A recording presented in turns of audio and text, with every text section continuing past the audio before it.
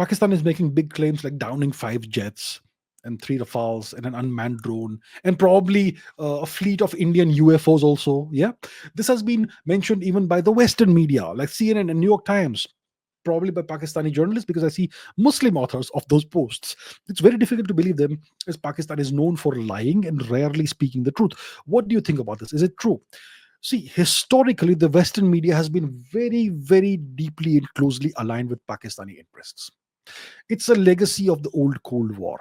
It's a legacy of the time when the US funded and financed Pakistani terrorism against India for decades, and therefore their media was completely aligned with the Pakistani interest, and they would always take the side of Pakistan no matter what happened with India. I remember when I was a kid in the late 1980s and early 1990s, the Pakistanis had unleashed this wave of terrorism in Jammu and Kashmir. Hundreds of terror incidents every single day. And the Kashmiri Hindus were evicted out of Kashmir. Those who could not leave were killed, right?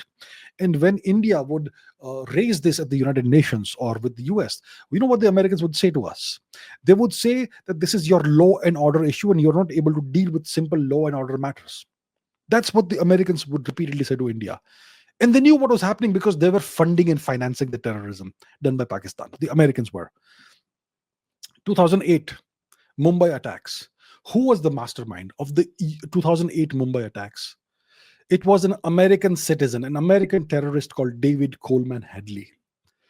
He is in a US prison. India has an extradition treaty with the Americans. The Americans refuse to hand over David Coleman Hadley to India, an American terrorist. What are the Americans hiding? They have a lot to hide because they are the ones who taught Pakistan how to use terror as an instrument of state policy. They are the ones who funded and financed Pakistani terrorism against India for decades. And because of this history, their entire media was aligned with Pakistan. And it still is aligned to a very large extent with Pakistan. Even the British media is aligned with Pakistan. Even the French media. You know, there is this one of the oldest French publications is called Le Figaro. Let's Google it, shall we? Le Figaro. You know who owns this French publication? Let's look at this. Let's look. This is important. Okay. Le Figaro. Okay, let's go to etc. Wikipedia. It was founded in 1826. Who owns Le Figaro? Who owns Le Figaro? It is owned by the Dassault Group.